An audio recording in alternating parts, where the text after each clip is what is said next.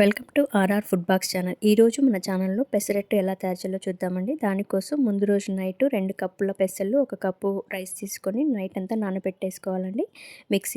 Morning mixie జార్లో వేసుకొని కొద్దిగా వాటర్ వేసి మెత్తగా పేస్ట్ చేసుకోవాలండి. ఇందులో కావాలంటే మీరు చిన్న అల్లం ముక్క, ఒక పచ్చిమిర్చి ముక్క వేసుకొని పేస్ట్ చేసుకోవచ్చండి. నేను నార్మల్గా ఏమి వేయకుండానే చేశానండి. ఇప్పుడు దీన్ని ఒక 15 మినిట్స్ పాటు పక్కన పెట్టేసుకోవాలండి. ఇప్పుడు ఇక్కడ నేను పెసరట్టు కాంబినేషన్ అల్లం చట్నీ చేస్తున్నానండి. అల్లం చట్నీ కోసం స్టవ్ మీద కడాయి పెట్టేసి కాస్త వేడయ్యాక నేను ఇక్కడ మామిడల్లం తీసుకున్నానండి. అల్లంని చక్కగా ఫ్రై చేసుకొని మిక్సీ జార్లో వేసుకోవాలి. ఇప్పుడు కొద్దిగా బెల్లం, ఉప్పు, కారం, చింతపండు వేసేసుకొని మెత్తగా పేస్ట్ చేసుకోవాలి అల్లంని. మెత్తగా పేస్ట్ అయిపోయింది కానీ ఇప్పుడు దీన్ని తాలింపు కోసం స్టవ్ పైన కడాయి పెట్టేసి ఆయిల్ బాగా వేడయ్యాక ఇందులో ఆవాలు, జీలకర్ర, కొద్దిగా శనగపప్పు వేసుకోవాలండి. శనగపప్పు దోరగా వేగాలండి. చూడండి, శనగపప్పు ఎంత దోరగా వేగితే పచ్చడి అంత టేస్టీగా ఉంటుంది. ఇప్పుడు శనగపప్పు దోరగా వేగాక ఇందులో అల్లం వేసేసి బాగా కలుపుకోవాలండి. చూడండి, మన మామిడి అల్లం పచ్చడి రెడీ అండి. ఇది పెసరట్టు కాంబినేషన్ చాలా చాలా బాగుంటుంది. దోశకు కూడా చాలా బాగుంటుంది. మీరు కూడా ట్రై చేయండి.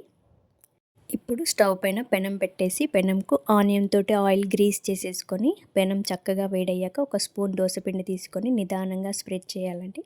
చూడండి, మన పెసరట్టు ఎంత బాగా కనిపిస్తుందో. నిదానంగా స్ప్రెడ్ చేశాక ఇప్పుడు దీని మీద మనం సన్నగా తరిగిన ఆనియన్స్ వేసుకోవాలి. మీరు క్యారెట్ ఇంకా ఏదైనా వెజ్జీస్ వేసుకోవచ్చండి. నేను ఓన్లీ ఆనియన్స్ వేసాను. దీనిపైన కొద్దిగా ఆయిల్ వేసి నిదానంగా లో ఫ్లేమ్లో కాల్చుకోవాలండి. కాల్చుకుంటే టేస్ట్ దోశ అంత బాగుంటుందండి. మన ఆనియన్ దోశ రెడీ అయిందండి. ఆనియన్ దోశ, పెసరట్టు దోశ. ఇప్పుడు మళ్ళీ ఒక స్పూన్ పిండి తీసేసుకొని దోశను నిదానంగా స్ప్రెడ్ చేసేసి ఇందాక మనం చేసిన అల్లం చట్నీలో కొద్దిగా వాటర్ వేసి లిక్విడ్గా చేసుకొని పెసరట్టు పైన నిదానంగా స్ప్రెడ్ చేయాలండి. ఇలా కూడా టేస్ట్ చాలా బాగుంటుంది. ఒకసారి మీరు కూడా ట్రై చేయండి. పైనుండి ఆనియన్ వేసి ఆయిల్ వేసి లో ఫ్లేమ్లో దోశని కాలిస్తే మన వేడి వేడి పెసరట్టు రెడీ అండి. మీరు కూడా ఒకసారి ట్రై చేసి టేస్ట్ ఎలా వచ్చిందో కామెంట్ చేసి చెప్పండి. పెసరట్టు కాంబినేషన్ అల్లం చట్నీ, టొమాటో చట్నీ చాలా చాలా బాగుంటుంది.